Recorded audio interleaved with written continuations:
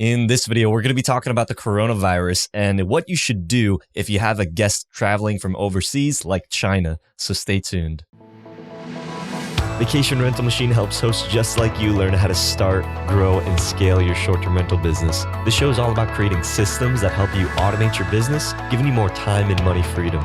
If you're ready to start living the vacation rental life, then subscribe to this podcast today. Come and join us on our Facebook group, The Host Nation, where we'll be talking about starting, automating, and scaling a short-term rental business. Now, on to the show.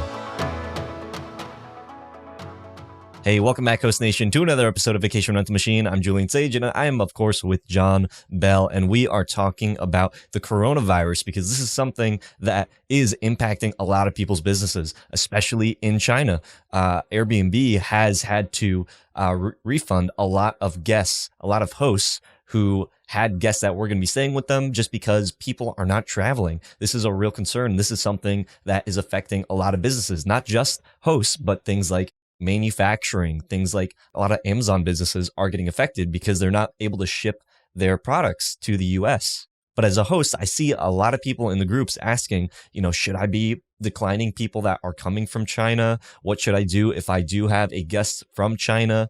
So John, what are your thoughts with the coronavirus? Is this something do we have the right to be declining guests if they are coming from China or they are Chinese? Is this something that we have rights as hosts to be able to do? Or is that discrimination and that we should be allowing people to stay in any of our properties?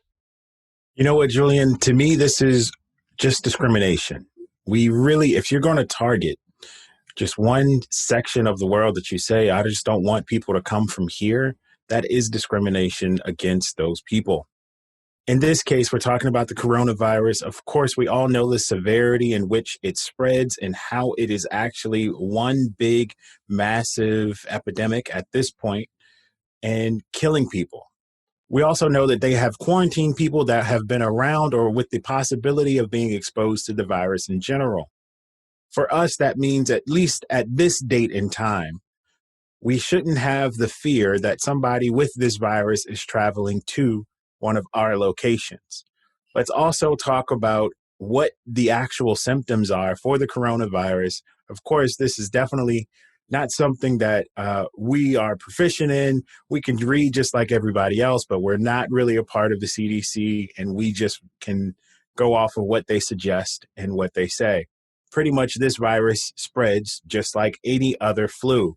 That means the person that's standing beside you that just happens to sneeze does not necessarily have the coronavirus. So you cannot discriminate against people that just are coming in and they're not feeling well. It is wintertime. The cold and the flu are very common. How can you protect your space? You just need to make sure that your cleaning practices are good enough to reduce the spread of those things. Most of these viruses, you need to be within 6 feet of the other person that is actually infected, and you need to either inhale or the droplets need to get into your mouth or whatever from a sneeze or a cough. If they're not in front of you and your cleaners are going and they're going to clean a space, the likelihood that they would get sick is very low.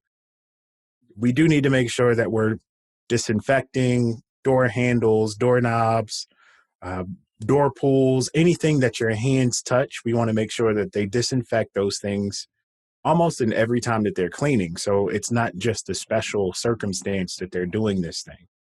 So we want to make sure that, one, we protect ourselves, but more importantly, we protect the next guests that are checking into somebody else's space that they just left. John, I think it's really important that people understand if you are not allowing somebody to stay at your property because they are maybe from China or they are a particular race, whatever it is, that is discrimination.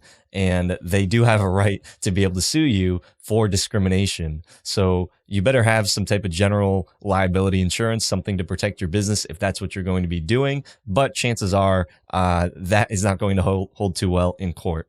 You have to think of it like a business. Imagine if a Chinese person or just whoever went to, let's say, like the Marriott. Do you think that the Marriott would say, oh, because you're Chinese or you came from China that you're not allowed to stay here? That would not go well.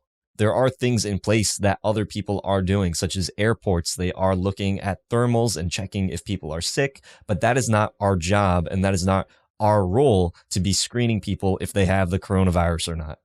So just remember that just because you are a host and maybe this is your own home, or maybe you have multiple places, you're in the hospitality business. You are a business. You're operating a business out of your home. And if you are discriminating, even if you're just saying, I don't want someone to stay, that is discrimination as part of your business. Your business is a home now. You are in a business.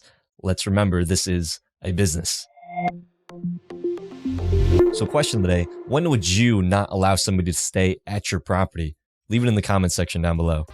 And until next time, Host Nation, keep on hosting. Hope you hosts found value in this episode. If you did, please go on over to iTunes and leave us a review, as that would greatly support the show. If you'd like to connect with John, the community, and I, then go on over to our Facebook group, The Host Nation. Talk to you hosts in the next episode. Keep on hosting.